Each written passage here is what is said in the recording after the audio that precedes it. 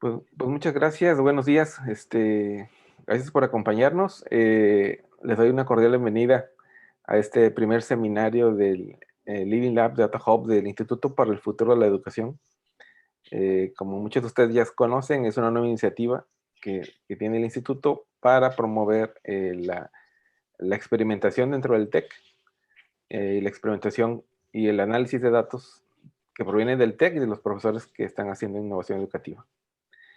Pues el espacio lo hemos pensado como un espacio de co-creación, en donde los expertos presentan ya sea retos educativos o tecnologías educativas a una comunidad interesada justamente en innovación educativa, ¿no? ¿Para qué? Para poder diseñar experimentos, para poder plantear ideas, desarrollar mm, colaboraciones que puedan llevar a encontrar soluciones y que las encontremos colaborativamente. El Living Lab eh, y Data Hub están en esa filosofía de ciencia abierta, por lo tanto, nos interesa que haya este flujo de ideas, este compartir de experiencias.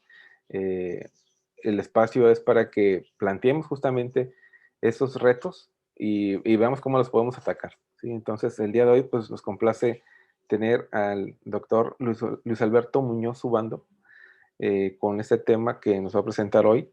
Eh, y pues bueno, te doy el pase a escena, Luis Alberto, para que nos presentes tu interesante tema. Al final habrá preguntas y la idea es que pues los podamos tener las preguntas al final para dejar que expongas en el tiempo terminado y ahora sí, planteemos propuestas. ¿Te parece? Adelante, excelente. Adelante. Muy bien. Voy a compartirles mi pantalla. Creo que ahí ya la ven. Ujú. Pues primero que nada, muchas gracias. Es realmente un honor participar con la comunidad del TEC de Monterrey. Tengo apenas algunas semanas integrado como profesor en la Escuela de Ingeniería y Ciencias y ha sido realmente un gusto identificar oportunidades. El día de hoy el tema va orientado hacia cómo capitalizar esta visión de la ciencia de datos y les voy a platicar de una experiencia en una de las empresas que me toca participar, que es Plenumsoft, que desarrollamos hace algunos años. Empezamos a hacer herramientas para hacer un matching entre ofertas de empleo y competencias para el sector de las tecnologías de la información, para la proveeduría de servicios especializados en inteligencia artificial y ciencia de datos. Entonces, recurrente el tema porque es el uso de estas herramientas para cubrir nichos en estos segmentos de mercado. Voy a utilizar un poco esta lógica de Nancy Duarte y de Patti Sánchez para la plática. Va a tener básicamente dos ciclos. Voy a empezar un poco explicando el contexto. Un poquito vamos a madurar algunas ideas y luego voy a regresar sobre el tema al final. Entonces, parte de esta metodología creo que ha funcionado muy bien en mis clases a partir de esta concentración de dar todo de manera remota. Entonces, vamos a ver cómo funciona. Alberto Muñoz, estudié en el TEC de Monterrey hace algunos años, hace 30 años hice mi primer robotito en la universidad y años después pude consagrar parte de estas iniciativas de la maestría y del doctorado en robótica humanoide. Y como imaginarán, pues me ha tocado vivir toda esa transición que va desde las tecnologías informáticas, computacionales, los sistemas embebidos. Hice mi tesis doctoral en procesamiento de datos para manipulación diestra con robots. Y al final hice una fusión de información entre datos de sensores táctiles, cámaras, es decir, procesamiento de imágenes, intención humana, observando y midiendo fuerzas. Fue una gran combinación de datos lo que hice hace 20 años. Y luego hice aplicaciones de robótica industrial en el postdoctorado en Oxford. Luego me tocó trabajar en CONACYT como parte del Banco Mundial, también analizando datos de tendencias para identificar oportunidades de investigación y de innovación. Luego trabajé unos años en la academia y en 2008 decidí emigrar al mundo empresarial. Nunca he dejado de dar clases, en realidad siempre he sido un contacto constante con la academia y con grupos de investigación. Sigo publicando, tengo algunas patentes principalmente de los proyectos de las empresas y también me ha tocado fundar algunos startups, algunos relacionados con educación, como es el caso de Nadware, otros que tienen que ver con el desarrollo de competencias en robótica, de una empresa que se llama Andromy. Ahí en la presentación, que por cierto aquí está el link para quien lo quiera guardar, es Living Lab Data Hub Munoz 21 en TinyURL. Ahí pueden tener acceso a todos los links de lo que les estoy mencionando, ¿no? Ahí pueden ver a detalle. Sicarta es una herramienta muy interesante que estamos haciendo con un equipo en Boston para analizar a través de web scraping el uso de palabras en el desarrollo de fármacos, principalmente sobre publicaciones que están financiadas por gobiernos y que se publican en PubMed, ¿no? También tengo tecnología para embarcaciones y algunas experiencias ahí con tiendas sin atención humana, únicamente a través de análisis de imágenes, ¿no? Pero ya lo podrán ver eso un poco más con detalle. El caso de negocio que les quiero comentar el día de hoy, pues tiene que ver básicamente con aprovechar el crecimiento de oportunidades que se van dando en distintos mercados, como es el caso del desarrollo de software y la ciencia de datos, principalmente bajo el esquema de nearshore, es decir, cómo podemos acelerar a las empresas de México el identificar oportunidades transfronterizas a partir de un análisis de datos, es decir, escarbar la red, hacer web scraping en sitios de oferta de empleo, inclusive en las páginas de algunas empresas que tienen esas ofertas de empleo, e identificar con el Analytics qué ofertas podemos crear nosotros en nuestras propias empresas. Entonces, es un problema que puede hacerse, por supuesto, de manera manual, pero que toma muchísimo tiempo y sobre todo se complica si no logramos plantear correctamente una serie de instrumentos, una hipótesis en la cual podemos nosotros identificar o aumentar a través de oportunidades de las ofertas de contratación para nosotros proveer servicios integrales y atender esos requerimientos que, sin lugar a dudas, existen.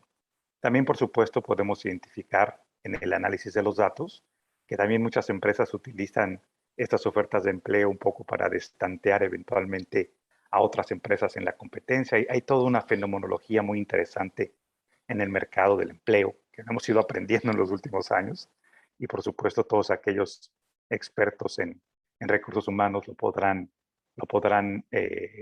resumir de una mejor manera, ¿no? La solución pues, fue básicamente obtener esas vacantes de empleo de los sitios web y aprender de alguna manera a través de los datos con herramientas de Machine Learning, de tal manera de tener un flujo constante de información de cómo van cambiando esos mercados. Y también, por supuesto, identificar clientes potenciales inclusive para este tipo de servicios. Por supuesto que nos hemos alineado a lo que es el manejo ético de datos, que como saben, el Data Ethic Canvas es una excelente referencia que nos permite identificar desde las fuentes de datos, las limitaciones, las capacidades para compartir la información, los aspectos éticos, los impactos positivos, negativos, la minimización del efecto del uso negativo de datos, cómo logramos el engagement o el compromiso de la gente, qué tan transparente y abiertos podemos ser con el manejo de los datos, etc. Esto es algo que también utilizo mucho en clases, porque es importante que la gente, conforme va teniendo más acceso a datos, pues también pueda ser copartícipe con un manejo ético de los datos.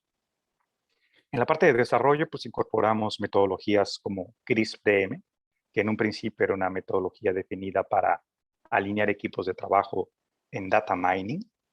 Como saben, este flujo iterativo incremental lo que nos permite es tener hitos rápidos de desarrollo de software, validar hipótesis, con respecto sobre todo a qué también estamos preparando y entendiendo los datos. Esto es entendiendo que podemos ir creciendo el flujo de información. Por ejemplo, en el caso del proyecto que les voy a mencionar, empezamos con una base de datos que puede ser de alguna fuente de empleo particular y luego la vamos complementando y vamos iterando y vamos aprendiendo un poco más. Esto se desarrolló en el año 2000, 2001 en Europa, que era básicamente con esta lógica del descubrimiento en bases de datos. Por eso era CRISP Data Mining. Y lo que hemos visto con el paso de los años, este es un paper que apareció hace 2 años, ya vemos una evolución natural de este CRISP-DM que al mismo tiempo era la evolución de los sistemas de descubrimiento en bases de datos, Knowledge Database Discovering. Y este CRISP-DM ya ha evolucionado inclusive a marcas. Tenemos, por ejemplo, IBM, que tiene sus propias versiones de CRISP-DM. Tenemos Microsoft y otras empresas que han seguido trabajando con esta lógica justamente de incrementar los modelos y el aseguramiento de calidad para tener las mejores prácticas en el manejo de datos. Las referencias obligadas, por supuesto, IBM, como una de las empresas históricamente más importantes en nuestro nicho, pues han trabajado muy fuerte y nos hemos apoyado en parte con sus modelos de definición de competencias de lo que corresponde al data science. Entonces, bueno, básicamente se identifican no únicamente competencias técnicas, como puede ser estadística, computer science, o la experiencia particular del área donde se va a aplicar, sino también se identifican otro tipo de competencias como es el liderazgo, el trabajo en equipo y la comunicación. Y ahorita vamos a ver al final de la presentación, les voy a hacer énfasis en esa componente de la comunicación a nivel individual. Pero bueno, básicamente de lo que estamos hablando es ciclos iterativos, donde si tenemos la suerte podemos empezar con una oportunidad de negocio, buscar las fuentes de datos, el clásico ETL, cargar, explorar, transformar, limpiar, entrenar los datos, hacer un deployment de los modelos que vamos creando, es decir, instrumentos matemáticos que se pueden parecer de alguna manera o que representan las mejores características del fenómeno que estamos estudiando.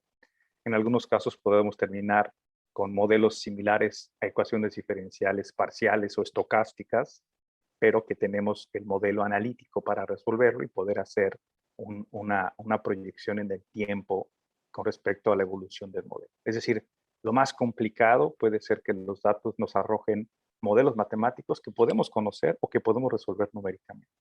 También algo que es importante es el monitoreo, las métricas de éxito de lo que estamos planteando como oportunidad de negocio, y también podemos justamente trabajar con el afinamiento del modelo. Si lo vemos, aquí no hay nada novedoso, pues sí hay muchas experiencias que les puedo comentar con el manejo de datos. En la parte de estadística y las bases de la programación, pues es importante reforzar algunos conceptos, ¿no? Ahorita, por ejemplo, está muy en boga identificar aquellos lenguajes de programación, como puede ser Python, aunque también yo enseño R y seguimos trabajando en C++. Pero lo importante que se refuerza aquí es, por ejemplo, tener la capacidad para visualizar los datos y poder extraer características particulares que pueden ser de nuestro interés para el desarrollo del proyecto. En lo que corresponde a las fundaciones de la ciencia de datos, es interesante ver cómo el manejo experimental del científico de datos va justamente en la parte iterativa de la creación de modelos, de un atrevimiento en la formulación de hipótesis, es decir, estamos hablando de una experimentación que requiere ya bases científicas. Por lo general, consideramos los problemas básicos aquellos que son inherentes a la temática del negocio. En este caso, encontramos que el empleo pues, tiene una relación nada sorpresiva con los niveles educativos, con las competencias, pero también tienen que ver con el reto o con el proyecto. Algo que a veces hacemos en clase cuando recibimos estudiantes que vienen de diversas carreras, tenemos que identificar cómo construimos la mejor fórmula para el equipo de tal manera que todos tengan un desarrollo de competencias, todos cumplan el objetivo del temario, y algo muy similar sucede justamente con los problemas de las empresas. Hay etapas de demostración, es decir, tenemos que identificar cómo la ciencia de datos instrumentada por los científicos de datos pueden también tener una sensibilidad para plantear hipótesis, preguntas que tienen que ver con el negocio. Difícilmente lo hacemos. Ahorita empezamos de algunos años a la fecha a ser más conscientes de la importancia de permitir que los ingenieros tengan también esa sensibilidad de negocios, no únicamente concentrados en la parte técnica, sino que tengan un desempeño, una sensibilidad, inclusive para generar no únicamente la extracción de los datos, sino construir nuevas fórmulas donde se generen datos nuevos que nos arrojen sustento a lo que estamos haciendo. Esta preparación de datos es complicada porque implica un entendimiento de la información, filtrado de la información. Si los datos vienen de sensores, pues hay que aplicar filtros a los datos para que dependiendo del periodo de muestreo nos pueda servir para la toma de decisiones. Tenemos retos nuevos como el edge computing, es decir, que ahora podemos tener computadoras al lado del fenómeno que estamos observando y tenemos de capacidades, necesidades de procesarlo in situ y no siempre confiar que en la nube nos va a resolver todo. La preparación de datos es importantísima, es decir, tenemos que involucrar aspectos que tienen que ver con la construcción de datos que se puedan reutilizar. No únicamente manipular, transformarlos y limpiarlos, sino básicamente cómo podemos capitalizar las inversiones en la colección de los datos, que puede ser muy delicado al momento de la creación de los modelos. Por eso necesitamos considerar una múltiple diversidad de datos que implican, es algo que a mí me encanta reforzar mucho, además de ser una de mis áreas favoritas, el álgebra lineal. Es decir, si queremos realmente trabajar con matrices, si queremos realmente trabajar con vectores, si queremos hablar de espacios nulos de datos, correlaciones, descomposición de valores singulares, métodos de regresión, métodos de aprendizaje, la base de todo esto es el álgebra. Entonces, no podemos eliminar estos conceptos para poder hacer explicativos los modelos, encontrar la correspondencia al momento de que vamos a hacer un deployment del modelo. Y a final de cuentas, todo esto conforma también una serie de competencias en las bases del manejo de grandes volúmenes de datos. Y esto afortunadamente cada vez más se hace, va rompiendo la barrera de la democratización y tenemos acceso a estas fuentes o estas infraestructuras de una manera cada vez más barata o menos cara, si le queremos decir. Y también las funciones de liderazgo y desarrollo profesional. Hay muchísima movilidad en el área de ciencia de datos. También hay mucha movilidad de las empresas con respecto al tipo de contratación que se hace acorde a cierto tipo de problemas, etc. En una caricatura, este proceso de datos, la limpieza, analizarlos, la representación y la creación de historias se hace cada vez más relevante. Es decir, tenemos que considerar una conjunción de todas esas capacidades que estamos hablando para poder llegar a cumplir los objetivos de lo que estamos hablando. ¿Cómo funcionan de manera tradicional las bolsas de empleo? Pues las personas están interesadas en una oferta que aparece en estas páginas de empleos que podemos encontrar más de 70 páginas que hay activas todo el tiempo. Y estas empresas lo que hacen es generar ofertas muy puntuales. Y de esta manera, esta es la forma en la cual se puede crear ese matching de manera individual. Y lo que estamos planteando pues es básicamente el uso de la minería de datos en términos generales para vincular al capital humano cualificado en ciertas competencias particulares o que se requieren en la industria y brindar una oportunidad de retroalimentación.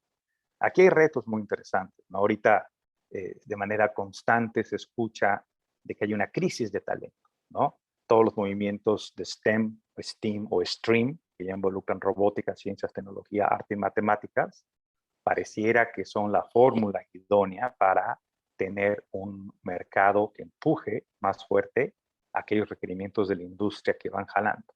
Pero esto es bien entendido cuando tenemos, digamos, capacidades estáticas, ¿no? y ofertas estáticas. Pero la industria va cambiando y también los graduados de nuestras carreras, de todas las universidades, podemos decirlo, van a estar en el mercado dentro de 5 o 6 años después de que se definió la fórmula idónea para conformar su base de competencias. Entonces hay una lógica no lineal compleja entre la dinámica del mercado y los requerimientos.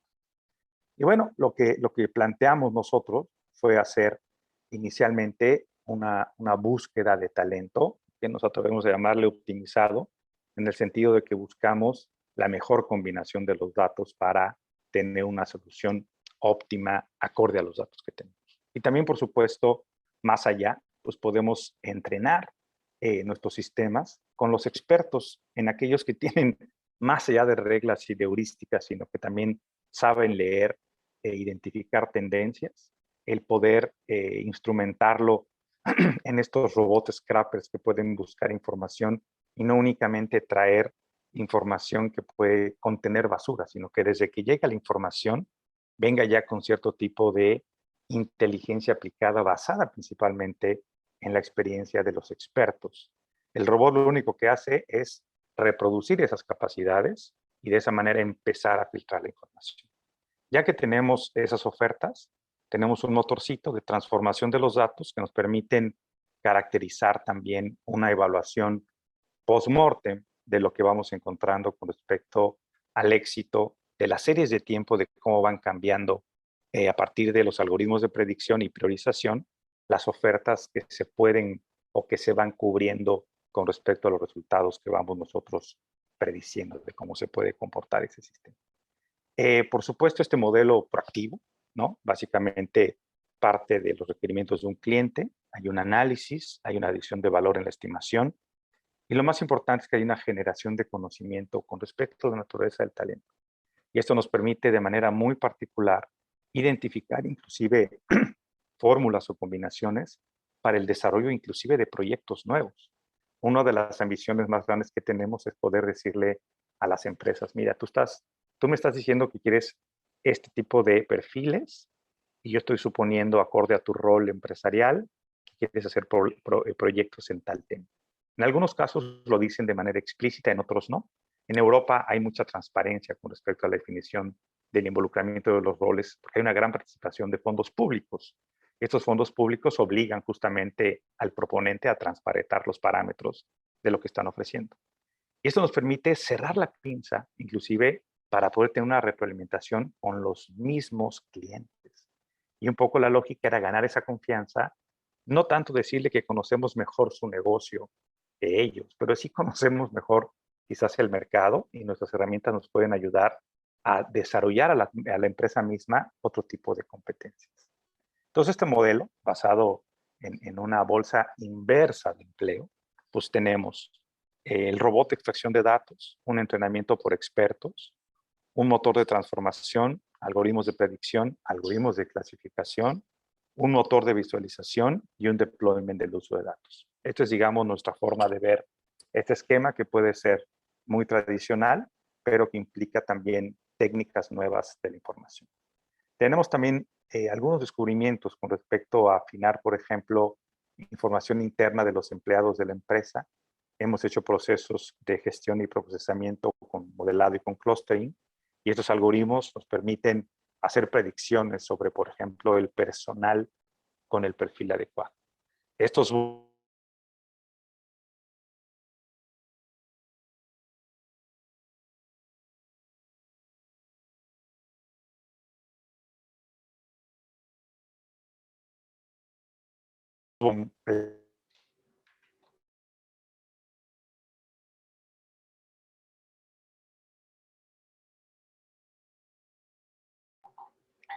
Dice que tuvimos por ahí una caída de la red. Alberto, ¿nos escuchas? mucho nos fuimos. Como unos 30 segundos. Ah, ok. Yo aquí estoy. Muy bien, adelante. ¿Ya regresó todo el mundo? Sí, creo que estamos conectados. Ok, muy bien. 30 segundos. Me quedé en donde... ¿Está compartiendo mi pantalla o no? Sí, estás compartiendo, estabas mostrando la segunda filmina que tenía el proceso que siguen para la extracción. Ok, esto, muy bien. No sé desde dónde me perdimos aquí. ¿Eso lo expliqué? ¿No estás proyectando? Si quieres proyectar. Lo que se aprendió de las industrias. Ok, perdón, déjame proyectar otra vez. Sí. A ver, share. Ok. Sí, no, ahí estábamos. Muy bien, este es el robot, ¿no? Los scripts que son los que estamos analizando para el web scraping. Como saben, hay todo un arte para meterte al tipo de página si no tienes la API, si no tienes las licencias. Hay que meterse inclusive allá al navegador y extraer la información, luego ejecutar la búsqueda de la información que estás calculando, permitir al robot que haga esa búsqueda. Luego tenemos ya la evaluación de los resultados en algunos casos, ¿no? Y luego tenemos el etiquetado de los datos, algo muy straightforward y conocido. Los expertos pueden decirte si este tipo de oferta o demanda pues puede ser genérico o qué tipo de etiquetas le puedes agregar para que el sistema aprenda de la mejor manera. Entonces, aparte es obligada el etiquetamiento de la información por parte de los expertos. Y usamos básicamente DataIQ. Hemos tenido oportunidad de dar algunos cursos en el TEC de DataIQ, que es una herramienta pues muy práctica, ¿no? Que te permite rápidamente instrumentar este flujo de datos. Entonces tenemos por un lado datos de en este caso de Indeed, que es una plataforma de ofertas de empleo en Estados Unidos. Tenemos información geográfica de las ciudades y podemos conjugar justamente aspectos georreferenciales con las industrias, con las empresas, con las tasas de empleo del lugar, con las condiciones climáticas, inclusive algunas crisis económicas o políticas que sí afecta mucho de manera regional, ¿no? Y con esto podemos empezar a conjugarlo con datos previos de expertos. Podemos tener o involucrar algoritmos supervisados de interés similares. Podemos incrementar otro tipo de aprendizaje para hacer la predicción. Podemos convalidarlo con los expertos. Y bueno, tenemos recetas en Dataiku y Python que podemos aprovechar para instrumentar estos algoritmos no supervisados y al final de cuentas generar los dashboards, que son donde interactuamos nuevamente con los expertos para validar esa información. Este es, digamos, el flujo de datos completo. Los elementos en cuadrito de azul es la carga de los datos. La escobita es la limpieza. Aquí tenemos la información ya preparada, ya limpia, en 2 etapas. Aquí tenemos el conocimiento previo y el entrenamiento con experiencias ya etiquetadas. Aquí tenemos la ejecución de los algoritmos de predicción, la validación, nuevamente limpieza, y tenemos ya una creación de un modelo que nos permite entrar en producción y generar los esquemas necesarios. Estoy viendo aquí 2 preguntas, no sé si me están escuchando. Ok, perdón. Aquí está los elementos básicos del motor de limpieza.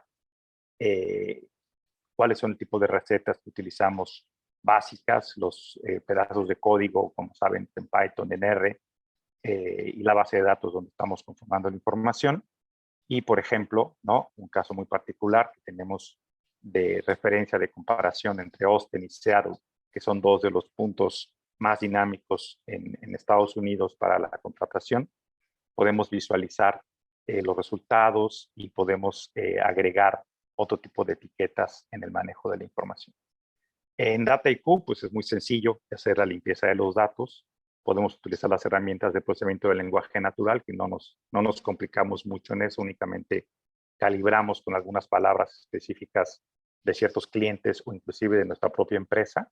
Y eso nos ayuda desde aquí, justamente el Dataiku, para instrumentar las herramientas, ¿no? Y una ventaja de Dataiku es que te permite correr en paralelo distintos algoritmos de aprendizaje y puedes tener algunas métricas con respecto a la tasa de éxito y en algunos casos los ejemplos o los algoritmos que funcionan de mejor manera, pues algo te dicen del proceso. Como saben, el teorema del Free Lunch Theorem, no hay un mejor algoritmo de Machine Learning que otro, ¿no? Depende de los datos, depende cómo lo entrenas. Al final de cuentas, ya que empiezas a identificar ciertas características de éxito, pues le cuchareas para tener un mejor resultado en la predicción, ¿no? Siempre que puedas utilizar herramientas no supervisadas en clustering, pues puedes utilizar, por ejemplo, aspectos restrictivos de la latitud y longitud de la ciudad y utilizar métricas de distancias, ¿no? Que aquí también es un punto importante, que a veces la movilidad se entiende diferente dependiendo del nivel socioeconómico, de las facilidades de transporte en los lugares, etcétera, ¿no? Entonces, eso también nos ha ayudado mucho a afinar estas aplicaciones. En particular, nos interesa mucho Texas, ¿no?, por la cercanía con México.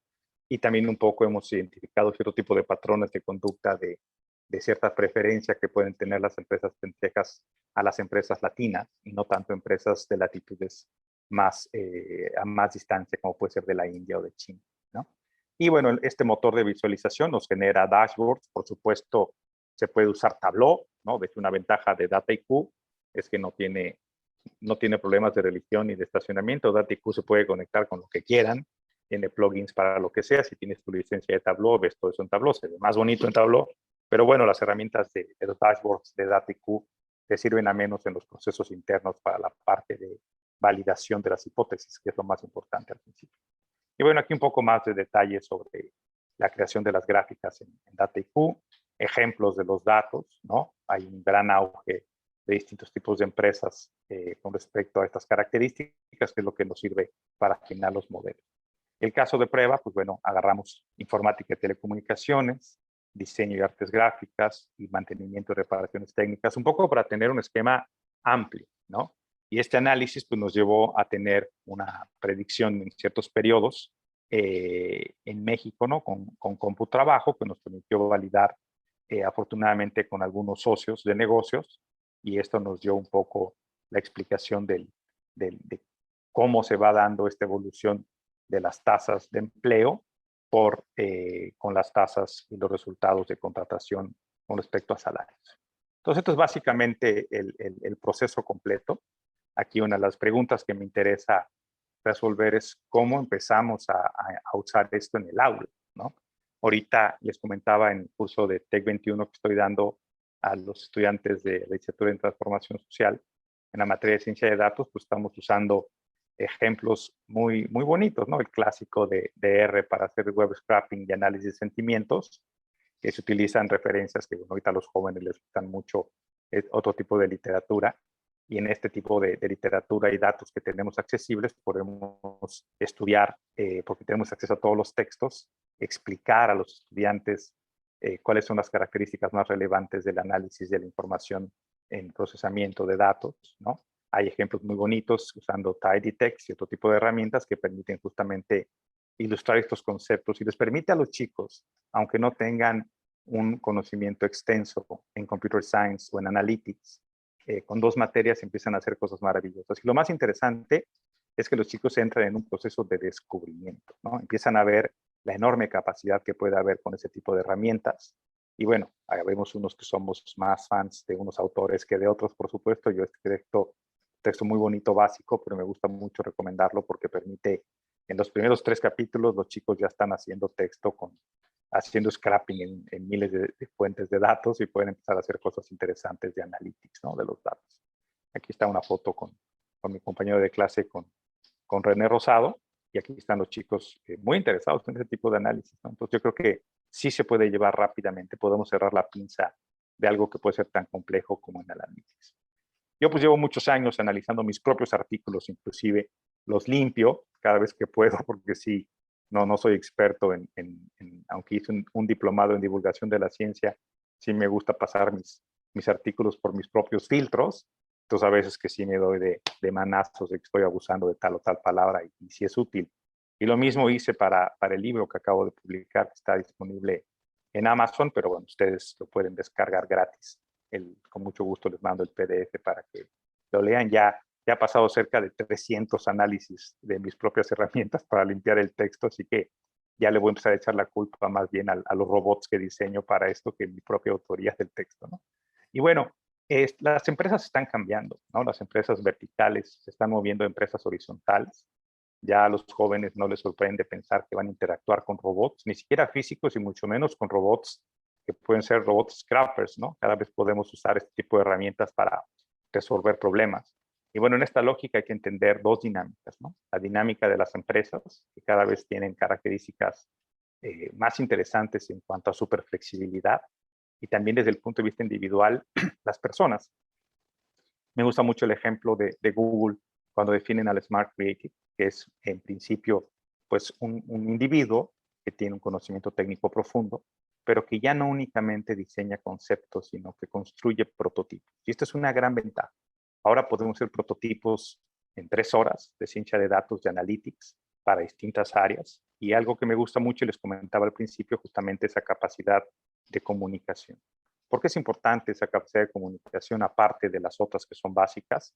Porque al final de cuentas tenemos que transformar las historias, tenemos que convertir de datos en historias para tener acceso a más datos, para convencer a la gente, para poder hacer que la gente tenga engagement o compromiso con la información y que inclusive ese concepto del crowdsourcing, es decir, que cada uno de nosotros cada vez más con nuestra tecnología podemos ser proponentes de información, proponentes de datos para conformar esas grandes fuentes de información que ojalá sean públicas y que nos permitan justamente tener y crear modelos cada vez más robustos, ¿no?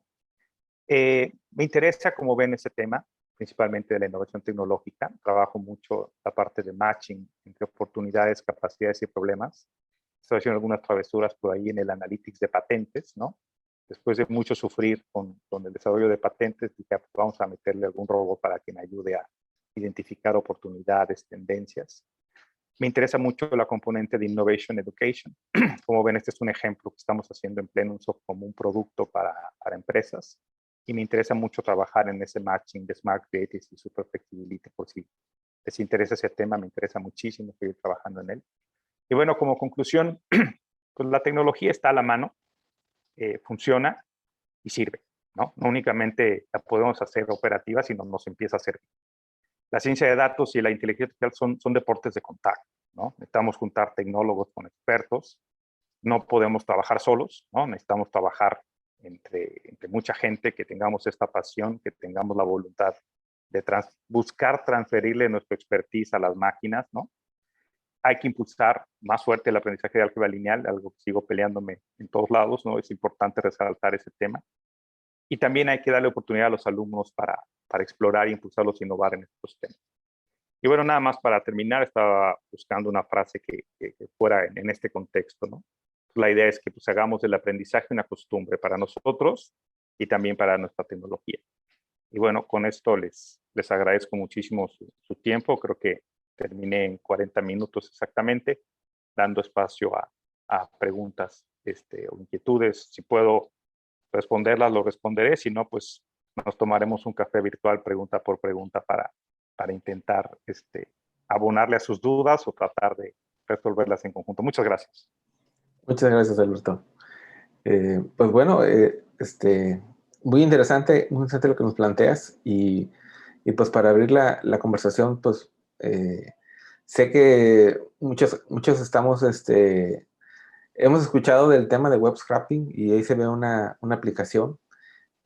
Vamos pensando en cómo se podría utilizar web scraping y para obtener datos que después podríamos nosotros utilizar, ¿no? En los problemas que traemos. Por ahí tenemos una pregunta de Claudia Garay. Adelante. Hola, muy buenos días. Muchas gracias, Alberto. Estuvo genial tu presentación. Yo tengo muchas dudas y me gustaría que a lo mejor nos pudieras compartir más que leer respecto a la ética en los datos, ¿no? En el manejo de datos. A mí me causa como de repente mucho conflicto el tema de la experimentación social que tenemos aquí en el IFE respecto a que nuestro entorno pues son seres humanos, ¿no? Al final estamos recolectando datos, como tú bien decías, de sus emociones, de sus interacciones, de cómo ellos van construyendo su conocimiento y van desarrollando sus competencias, pero en esa creación de su ser mismo. Entonces yo ahí es donde bueno, soy ingeniera y entiendo perfecto, como tú dices, toda esta parte de los dashboards, de la analítica, pero cuando volteo y los veo a ellos, a ellas, sí me causa como ese shock, ¿no? De cómo hacer esa convergencia y que todo sea positivo, ético y con los protocolos del diseño experimental correcto. Sí, pues bueno, una de las reflexiones más fuertes que he tenido con respecto a ese tema es de que yo creo que nadie de los que estamos aquí quisiéramos impulsar una polarización de nuestro universo entre aquellos que estamos dispuestos a regalar nuestros datos por un bien común y aquellos que tengan el derecho a negarse. A mí eso me preocupa. ¿Por qué? Porque de alguna manera estamos sujetos a ciertos cambios. No hay que olvidar que la tecnología va más rápido que la ley, ¿no? Y eso es invariable. Y eso lo que genera justamente es una gran discusión, hay un gran debate en Europa, en Norteamérica, en México, en Asia, sobre la regulación del uso de datos para entrenar tecnología. Entonces yo creo que ahí, en la parte legal, yo creo que sería interesante que generáramos un mayor consenso, porque al final de cuentas, todas nuestras inquietudes terminan traduciéndose en una ley, ¿no? Entonces yo creo que ahí es un poco donde hay que trabajar. Tengo y creo que comparto las mismas dudas e inquietudes que tú tienes. Aunque fíjate que quizás porque llevo 25 años dedicándome al procesamiento de imágenes, por ejemplo, a mí no me espanta mucho el concepto de que una cámara en China haya filmado mi rostro las 9, 10 veces que he ido. Siempre me ha tocado cruzar por Shenzhen, de Hong Kong hacia el sur de China.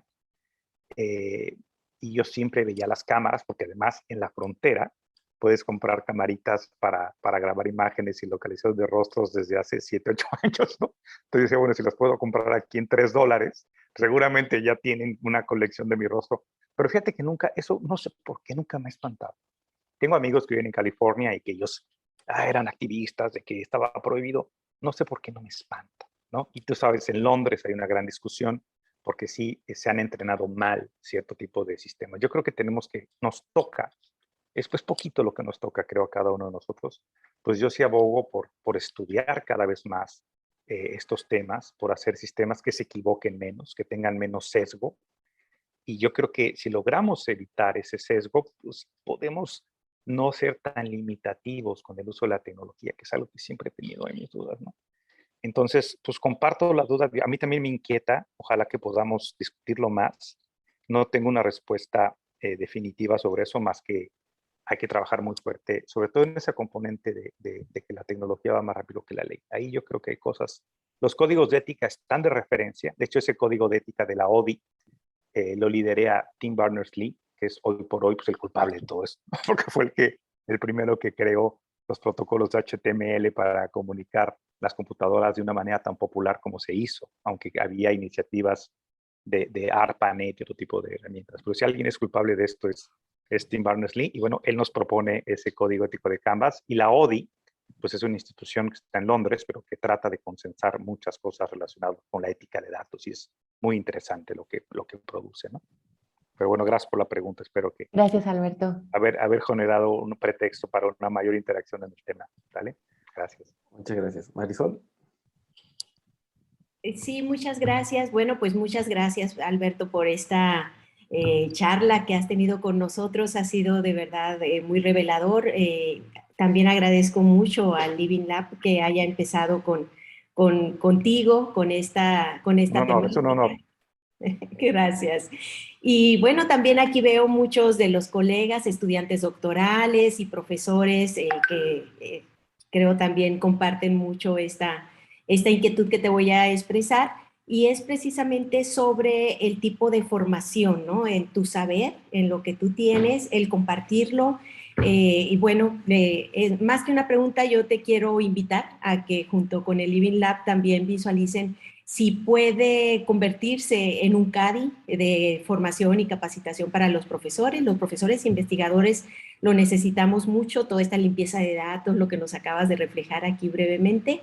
Y entonces, bueno, invitarte más para eso, y luego también decirte que en el IRG, que se acaban de conformar los 2 IRGs, y concretamente en el que estamos enfocados hacia el razonamiento para la complejidad con ciencia abierta, pues te vamos a invitar a que participes con nosotros. Aquí hay varios de los integrantes escuchando tu charla, y que compartas con nosotros, y también invitarte a los proyectos que vamos a desarrollar ahí, pues por el bien de seguir creciendo en la ciencia. Muchas gracias, Alberto. Va a ser un honor. Muchas gracias. Claro que sí.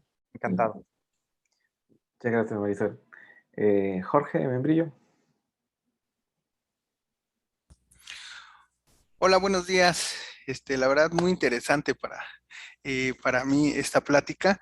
Y ahora Gracias, que somos parte del Institute for the Future of Education, ahí dentro de nuestros proyectos, y ahí tengo ahorita uno con Claudia corriendo, quisiera saber, esto sí es un poco preocupante, sobre todo dos características fundamentales. Una, ¿qué tan abiertos son los datos? O sea, ¿qué tan disponibles están los resultados y que se puedan utilizar? Siempre y cuando, pues, dando la referencia correspondiente a quien los obtuvo, por supuesto. Pero ¿qué tan disponibles están para la investigación educativa? Y segundo, pues, sí tenemos que tener un ojo aquí en la investigación y otro ojo en la ley de protección de datos personales, por ejemplo, que tienen que pasar este tipo de datos, sobre todo los de investigación educativa, a través, pues, del ojo de un comité de ética que pueda permitir o no el uso de estos datos, que puedan identificar o no a un cierto número o a un individuo en particular de los estudiantes. Al momento hay muchos, como ya nos comentaba aquí el doctor Ceballos, hay algunos journals inclusive que piden y exigen que haya este tipo de comité de datos para el tratamiento de estos datos. Entonces no sé qué tan abiertos están estos datos o disponibles para los que ahora somos investigadores aquí en el IFE. Gracias. Gracias por tu pregunta. Voy a cambiar de cachucha, pongo la cachucha de Plenumsoft como el sponsor y creador de este proyecto desde hace algunos años. En Plenumsoft estamos completamente abiertos a colaborar. De hecho, hemos participado ya 3 veces en un CADI en Ciudad de México, impartiendo talleres justamente de Data IQ. Entonces, en Plenumsoft estamos encantados de participar con el TEC. Ahorita que yo estoy incorporado al TEC de Monterrey también, pues es un gusto encontrar oportunidades, socios formadores nuevos, tanto para Plenumsoft como otras empresas que puedan ayudar. Y yo creo que en ese marco podemos encontrar la fórmula del convenio para que la información se pueda compartir.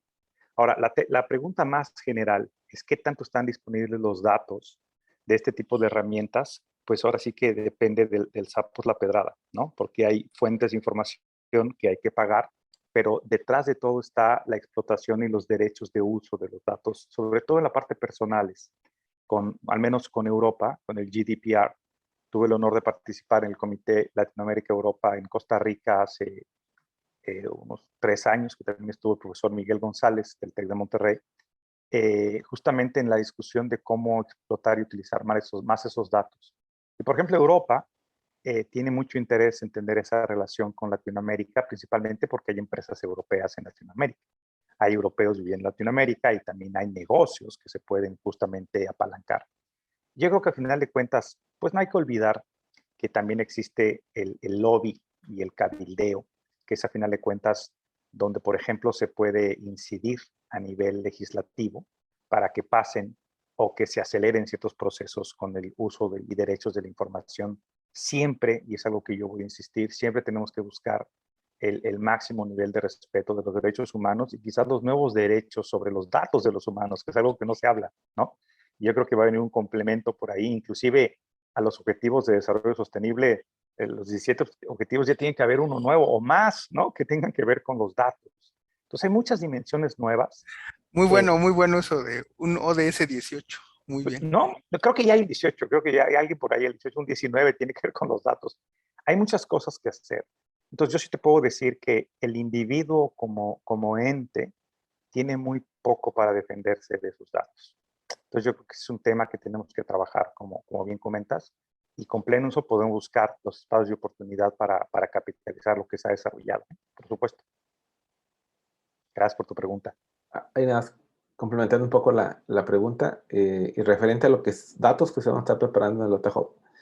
La idea es poder hablar con los dueños de la información, o más bien los generadores de la información, puesto que el dueño realmente es el TEC, ¿no? Inclusive se han reformulado, y lo comentaba Pepe, lo que firma el alumno cuando ingresa, ¿no? Es de su conocimiento que esos datos los va a utilizar el TEC para mejorar, ¿no?, sus procesos. Claro. Bueno, si ya está esto, entonces lo que sigue es, bueno, cómo los utilizamos y cómo aseguramos que hay privacidad de los datos, ¿no? Que no puedes identificar a alguien. Esa es la tarea en la que estamos trabajando en el Data Hub, para asegurar para hacer disponibles estos datos, ¿no? Estamos apoyando también con jurídico para justamente evitar problemas ahí y que hayan firma de documentos, tanto del que ofrece los datos como el que los recibe, ¿no? Entonces, todo esto pues, va a estar documentado con data papers, que por ahí estarán también poniéndose a su disposición para que conozcan las bases de datos y a partir de ahí puedan solicitar estos datos. Sí. Muy bien. Tenemos a Javier García y luego Lorenza Llanes. Sí, buenos días. Hola. Parte Alberto, y construyendo sobre lo que dijo Claudia o todos los que han dicho sobre la privacidad de los datos. Yo creo que es más bien las decisiones que se toman con ello. Y creo que la ciencia de datos es más objetiva que juicios. ¿A qué me refiero yo? Yo estuve en una empresa número 1 de creación de lo que se conoce como competencias, que fue una persona que estuvo en la Agencia Central de Inteligencia y los comportamientos de los espías lo transformó ya a lo que se llama la parte de las competencias. Él fue el creador del concepto de las competencias, el Byham. Sin embargo, cuando yo estuve en esa empresa, me di cuenta de muchas prácticas de empresas mexicanas que utilizaban herramientas psicométricas no validadas que inclusive no podían ser utilizadas en países desarrollados porque podían ser demandables. O sea, porque esas no estaban validadas estadísticamente. Y creo que nos enfrentamos más que la ciencia de datos, que es más objetivo, más de datos, más que podría demostrarse esas hipótesis y la validación y no descartar los juicios. Tendríamos que hacer un examen interno tal vez dentro del mismo TEC, porque una herramienta como la ECOA, si pasa estadísticamente o validada estadísticamente, los criterios que se utilizan o se toman decisiones para ello.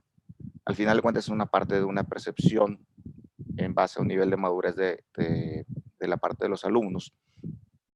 Entonces, ahí es el dilema, o sea, hay muchas herramientas que se toman con juicios y afectan tanto a la organización como a las personas, ¿sí? Sin estar validadas estadísticamente, o hay una ciencia estadística detrás de ello, ¿verdad? Entonces, nos preocupamos mucho por el manejo ético de estos datos, pero hay más ciencia en eso que en muchas otras herramientas que no hay nada de ciencia y es percepción, y sobre todo se toman decisiones contrarias a las organizaciones internamente y hacia el impacto hacia las personas. Ese es mi punto y mi experiencia que tuve con empresas multinacionales. Empresas multinacionales están muy conscientes de ello, pero empresas no multinacionales, inclusive mexicanas, globales, no tienen conciencia de ello. Son muy jerárquicas y disciplinadas en eso y no se ponen a pensar en esto. Yo le voy más a este tipo de enfoques, que se vaya haciendo más válido estadística, a que sean prejuicios o juicios sobre otros tipos de herramientas. Ese es mi punto, lo que quería comentar. Muy interesante tu experiencia, gracias por el comentario. Aquí voy a hacer una aclaración. Al menos en este proyecto que les presenté, no llegamos al nivel de requerimiento de utilizar ni el nombre, ni la dirección exacta, ni mucho menos el número de teléfono, ni el RFC de las personas. Eso lo hicimos desde hace 5 o 6 años, que ya veíamos que venía este panorama, y eliminamos esos campos. Entonces nosotros tranquilamente podemos hablar de densidades, de dónde hay más candidatos en tal región, tal municipio. Tenemos, por ejemplo, en algunos casos, inclusive eliminamos la escuela de donde venía. Y cuando las personas llenaban cuestionarios con sus competencias para hacer el matching a los puestos que aparecen públicos por las empresas, ahí también eliminamos la parte individual. Salve decir que únicamente lo estuvimos trabajando al interior de nuestra empresa, justamente con la idea de generarle más oportunidades de crecimiento a nuestros empleados. Si bien hicimos algunos ejercicios para algunas empresas, quedaba en la responsabilidad de las empresas el uso explícito de, ahora sí que lo contrario a la limpieza de datos, que era ensuciar los datos, porque nosotros lo trabajábamos limpio sin estos campos. Ya si la empresa ensucia los datos y corre nuestros robots, ese ya es completa responsabilidad de la empresa, y ahí sí es muy difícil cuidarlo. Por eso me refiero a que lo más importante es la ley. Si el marco regulatorio lo impide o protege al individuo, pues esa es la única salvaguarda que tenemos. Nosotros como empresa sí tenemos cierta corresponsabilidad. Por eso una práctica que se propone desde un principio en la capacitación, en el uso de la herramienta, es justamente eliminar por default ciertos campos, porque al final de cuentas tampoco es el nombre de la persona, el teléfono de la persona y ni la fecha de nacimiento son tan relevantes para este ejercicio. Quizás para otros sí. Seguramente si tuviéramos otro servicio o alguien quisiera utilizar nuestra tecnología y generar otros servicios, como por ejemplo hacer la retroalimentación del desempeño de tal persona que nació en tal lugar, que tiene tal edad y que tiene el tipo de estatus socioeconómico, ahí sí puede ser que pueda implicar otro tipo de restricción. En nuestro caso, no usamos fotografías de las personas, ningún biométrico, únicamente el dato estadístico de sus años de estudio, que nos sirve para esto, ¿no? Pero sí estoy muy consciente y muy preocupado también de lo que mencionas. Por eso creo que una esperanza puede ser justamente que trabajemos en esa lógica, ¿no? Que es decir, procuremos sensibilizar de la mayor y mejor manera a los gobiernos estatales, municipales, federales, y buscar un alineamiento hacia las mejores prácticas que más nos gusten a nivel internacional, porque también tú lo sabes mejor que nosotros, este tipo de agencias de ciertos países, pues se tapan un ojo cuando quieren, ¿no? Dependiendo, ahí está Afganistán, ¿no? Nada más como un ejemplo.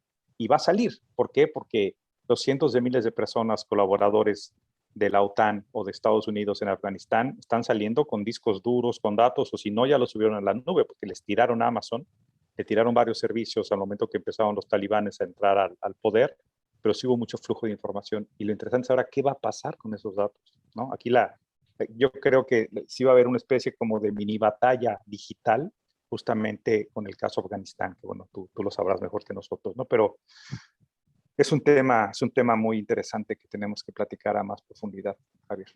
Muy bien, perfecto, gracias. A ti. Muchas gracias, Javier. Seguirían Lorenzo y luego César para poder terminar en tiempo. Les compartimos por aquí una liga para una encuesta breve de 5 minutos a lo más, 3 preguntas para ir mejorando el seminario. Adelante, Lorenzo. Muchas gracias por la plática, Alberto. De verdad está muy padre. Esos primeros artículos que presentaste del modelo CRIP, lo estábamos utilizando para una clase de simulación ¿cómo se llama? Es Data Science y simulación, pero no se llama así, sino se llama como el nombre antiguo que no me acuerdo, ¿no? Pero el caso es que el proyecto para esa clase estábamos simulando esta parte. ¿Tú crees que la tendencia del TEC vaya a ser que en cada estudiante, al final, no importa de la carrera que venga o de dónde venga, va a tener que tener como la competencia esta de Data Science? Sin lugar a dudas. ¿Sí? Yo creo que además aunado a metodologías adecuadas para la incorporación y desarrollo de la ciencia de datos, porque sobre todo, mira, yo siempre digo de broma, cuando empezaba conferencias en algunos lugares, que les decía que tenía algunas malas noticias, ¿no? Les decía, las ciencias computacionales están desapareciendo, ¿no? Se están haciendo cada vez más chiquitas, ¿no? Ahora ya las computadoras son chiquitas. O más grandes.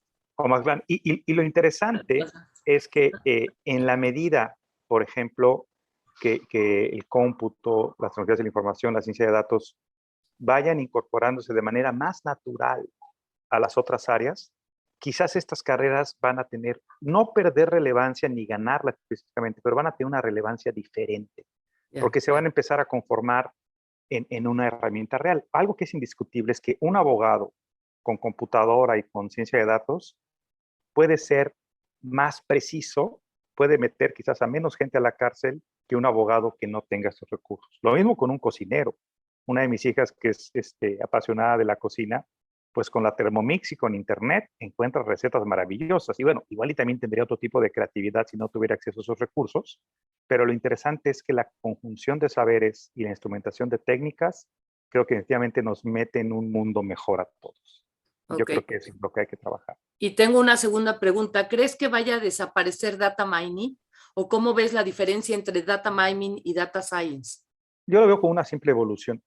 Es una evolución de data science. De hecho, hay mucha discusión sobre dónde está la inteligencia artificial. Bueno, tú puedes hacer ciencia de datos mucho más robusta si te apoyas en técnicas de IA, como el ejemplo que les puse de Machine Learning, claro, que se están peleando IA y Data Science de quién es Machine Learning. Pues es de todos, ¿no? Al final de cuentas, lo que queremos es conjuntar los saberes y no crear nuevas religiones, ¿no? Entonces, mira, hace 3 años en el Congreso Internacional de Data IQ en Nueva York, la conferencia empezó nos regalaron unas tarjetitas que decía de un lado inteligencia artificial y del otro lado decía ciencia de datos.